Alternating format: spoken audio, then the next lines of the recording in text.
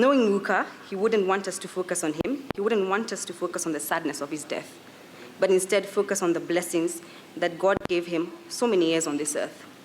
Many more years than Psalms 90 verse 10 talks about.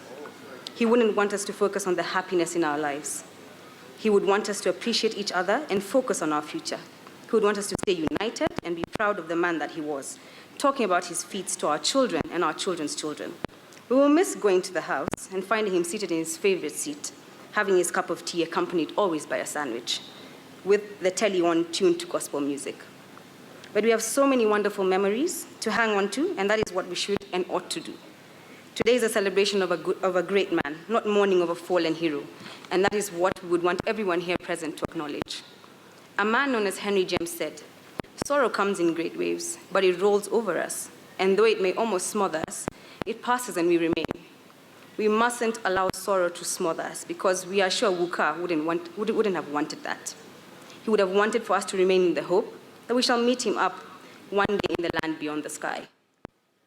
From the book of Ecclesiastes, chapter 3, verse 1, and it says, and I read from the Good News Translation, "Everything that happens in this world happens at the time God chooses. He chose to take Luca when he did, and ours is to accept it with thanksgiving. Each one of us grandchildren will continue to treasure Luca's memory, to carry him in our hearts. In all things we give thanks. May God be glorified, and God bless you all." My grandfather was an extremely exposed man. He was an intellect. He was selfless and he was kind.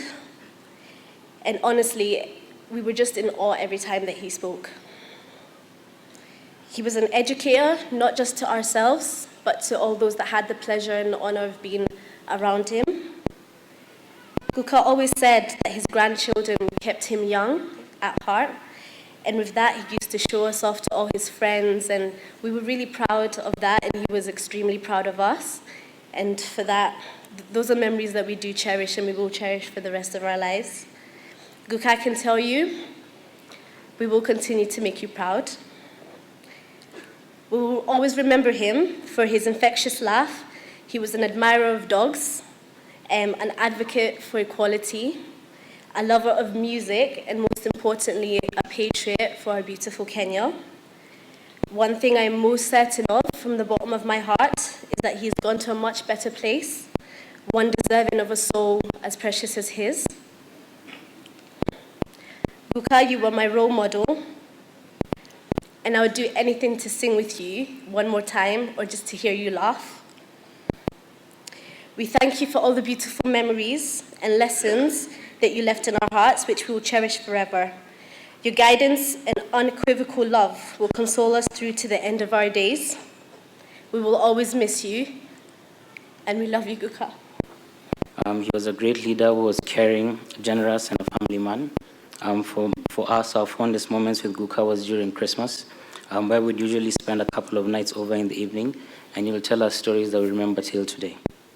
The way he carried himself was an inspiration, and the lifestyle that he lived, we always wanted to aspire to be like him.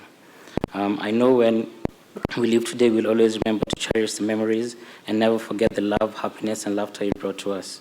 To Luca, we love you. You're truly special. You may have passed away right now, but your memories will always live within us. Thank you for the sacrifices that you made for our family and our country. Your care, your concern, your love, and everything that you have done for us, we'll forever be grateful. Rest in peace, Luca.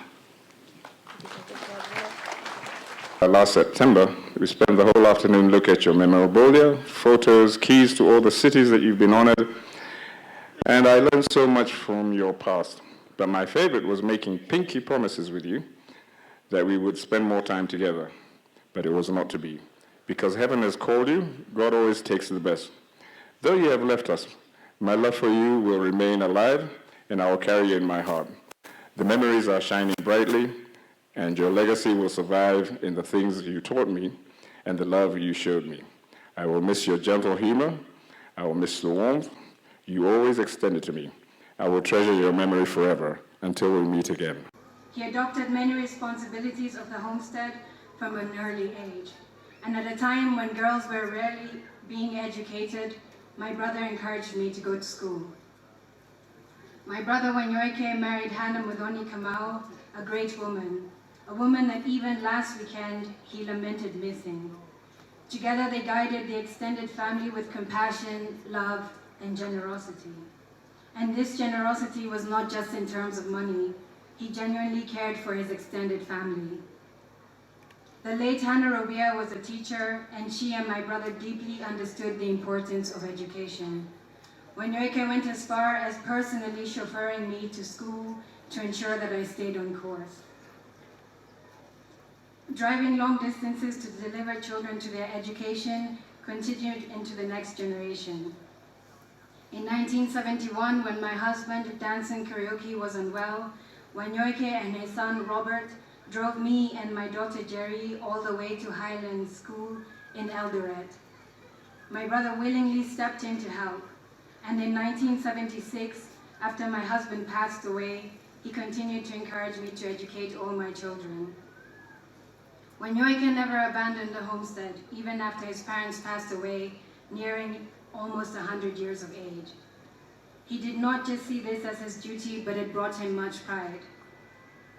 I urge that Wanyoike's children continue to cherish this togetherness and familial support fostered by their father, well beyond this moment when we have all gathered here to lay him to rest. I thank God for the many years that he gave Wanyoike here on earth.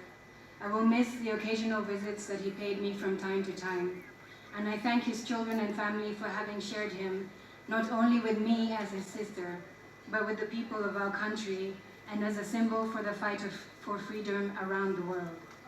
My home is always open for you because you always make space in your own home for me and my family.